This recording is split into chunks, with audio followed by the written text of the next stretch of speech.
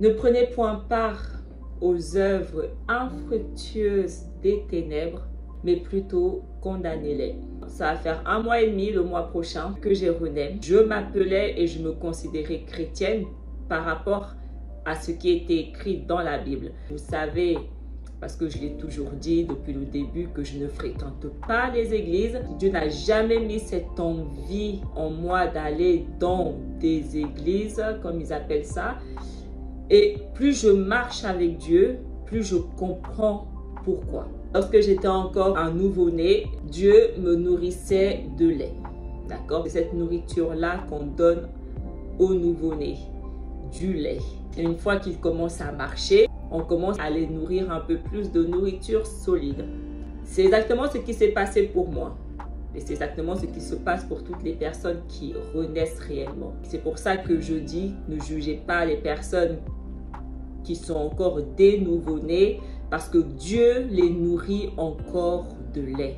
Donc je disais que j'étais chrétienne et je parlais en faveur des chrétiens. J'avais quelques vidéos où j'exposais les musulmans, l'islam, j'expose toujours, il n'y a rien qu'à changer dessus. Mais sauf que je défendais beaucoup les chrétiens parce que je pensais que c'est eux qui avaient la vérité. Et dès le moment où j'ai atteint les 1 an et que Dieu a commencé à me faire goûter de la nourriture solide, mon point de vue sur les chrétiens a commencé à changer. Dieu m'a fait comprendre que ce n'est pas seulement l'islam ou les autres religions qui ne sont pas de moi. Les chrétiens incluent toutes les religions. Sont des œuvres infructueuses des ténèbres. Et la Bible nous demande de les condamner, de les exposer.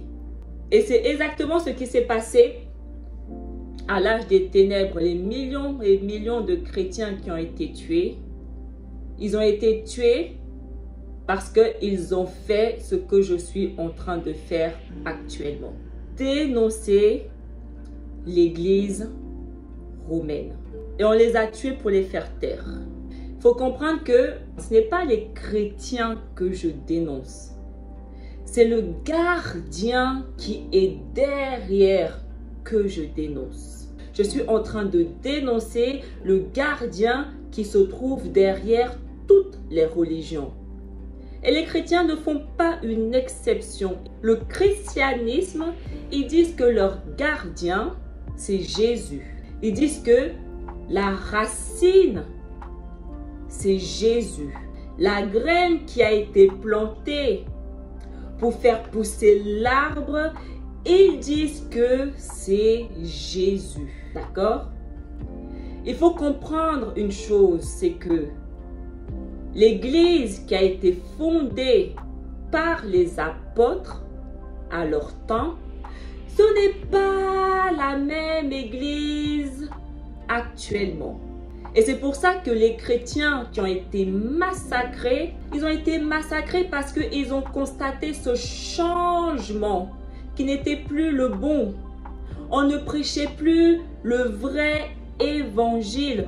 On ne prêchait plus la vraie parole de Dieu. On commençait déjà à mixer, à transformer, à rajouter, à modifier, à machin.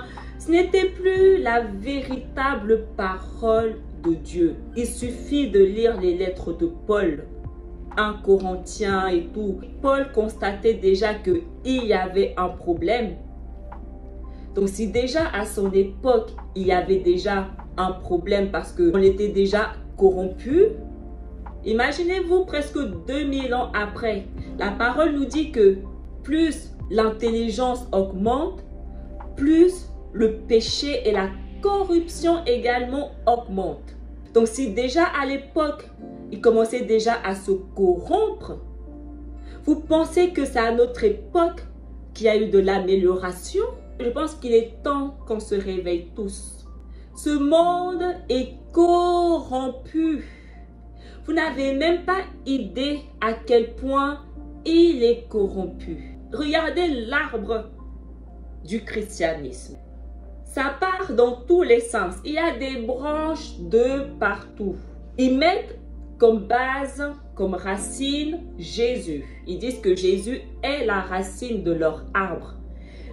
Jésus, il est venu séparer 2 royaumes. Il n'est pas venu séparer 10 000 royaumes.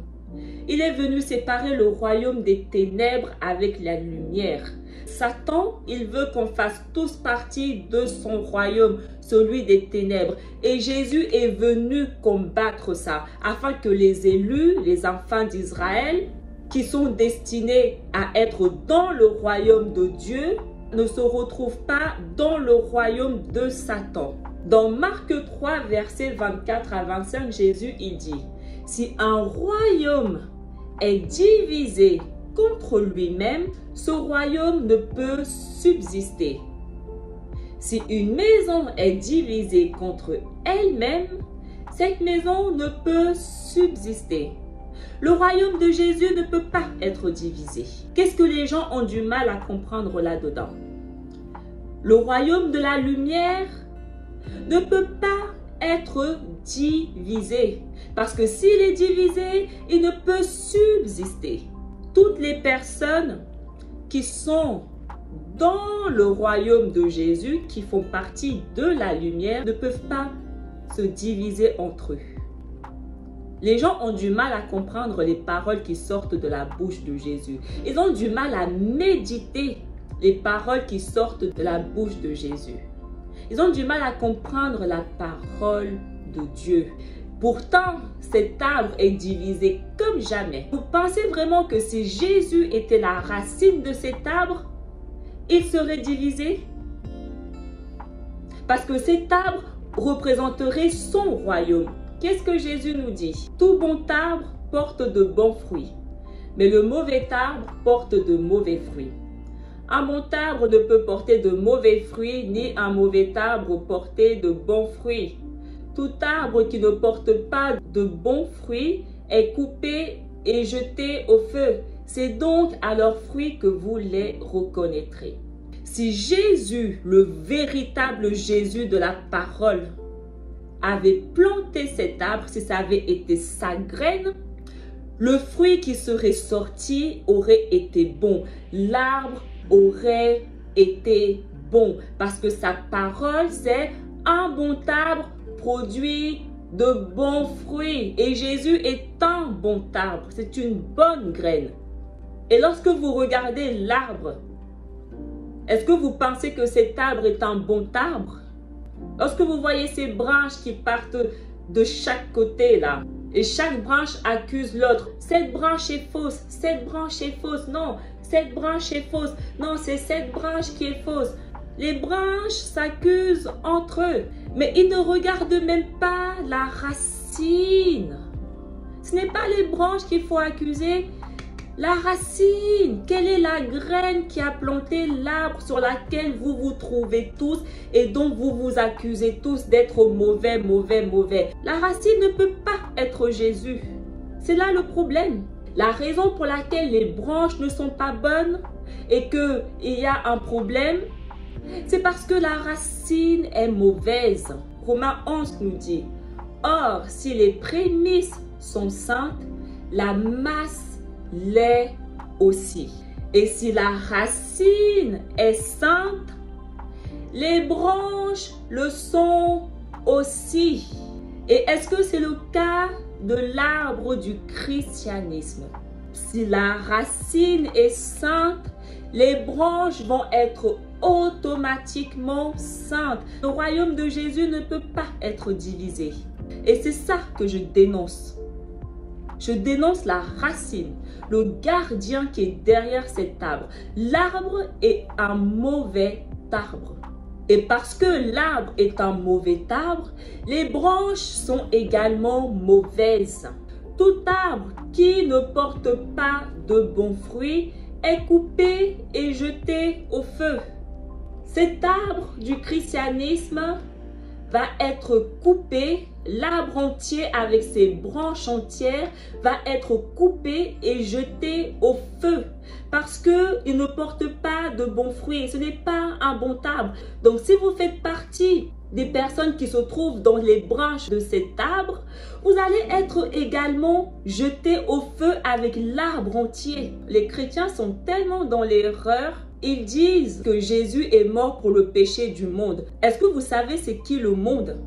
Le monde, ce sont les païens. Jésus n'est pas mort pour le péché du monde. Il n'est pas mort pour les païens. Il n'a pas été envoyé pour les païens. Ce n'est pas ce que la Bible dit. Il serait temps de prêcher la véritable parole de Dieu. Les chrétiens, ils disent que Jésus est mort pour le péché du monde, que c'est pour eux que Jésus est venu, que c'est eux l'épouse de Jésus, que c'est eux l'église de Jésus, que c'est eux les invités également des noces de l'agneau et de l'épouse. Ok, il n'y a pas de souci. Et les enfants d'Israël, on les positionne où?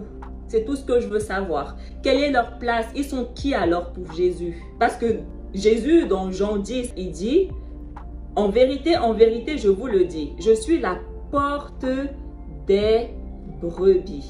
Qui sont les brebis? Est-ce que ce sont les païens? Est-ce que ce sont les chrétiens? Parce que moi, dans ma connaissance biblique, les brebis, ce sont les enfants d'Israël. Jésus, il dit qu'il est la porte des enfants d'Israël. Dans le verset 10, il dit, le voleur ne vient que pour dérober, égorger et détruire. Moi, je suis venu afin que les brebis aient la vie et qu'elles soient dans l'abondance. Pourquoi les chrétiens ne comprennent pas les paroles de Jésus? Il dit, je suis venu, la raison pour laquelle vous me voyez là, c'est pour que les brebis aient la vie. Je suis venu pour que les enfants d'Israël aient la vie et que les enfants d'Israël soient dans l'abondance. Dans le verset 11, il dit, je suis le bon berger. Le bon berger donne sa vie pour ses brebis. Il dit, j'accepte d'être crucifié sur la croix. Je donne ma vie pour les enfants d'Israël. Il nous dit pour qui il est mort et pour qui il est venu. Prêchons la véritable parole de Dieu.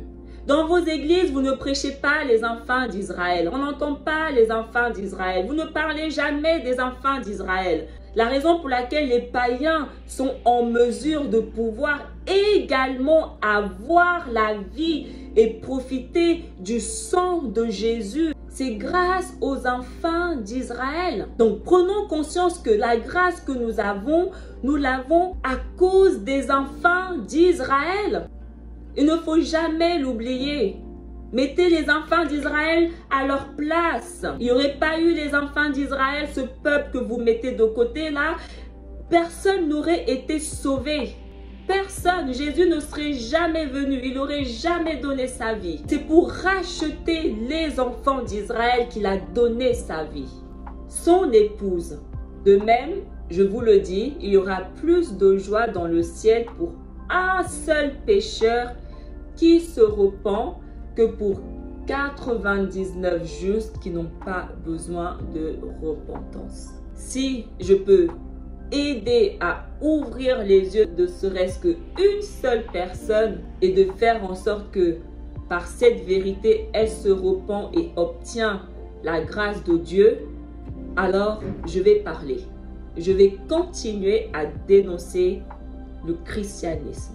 Je vais continuer à dénoncer toutes les religions. La parole de Dieu, ce n'est pas une religion. La parole de Dieu, tu prends ta Bible et tu la médites par toi-même.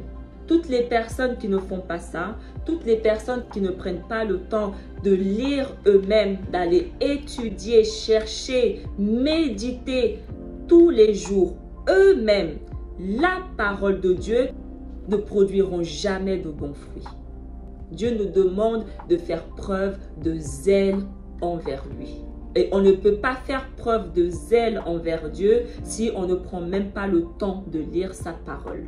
Enfants d'Israël, il est temps de se réveiller. Nous sommes un royaume, nous sommes une nation de prêtres et nous sommes une nation sainte que Dieu a placée au-dessus de toutes les nations. Nous devons nous préparer, enfants d'Israël. L'épouse de Jésus doit être prête. Et l'épouse de Jésus, c'est nous, enfants d'Israël. Jésus attend de nous que nous soyons préparés. Alors ce n'est plus l'heure de dormir, ce n'est plus l'heure d'être dans des religions qui nous enseignent je ne sais pas quoi, des fausses doctrines. Ce n'est plus l'heure d'être aveugle et sourd. Il est l'heure de se réveiller. Il est l'heure d'accepter notre Messie. Parce que Jésus est notre Messie. Il est celui que le Père a envoyé pour nous racheter. Il est l'heure maintenant de nous préparer pour le retour de notre Seigneur.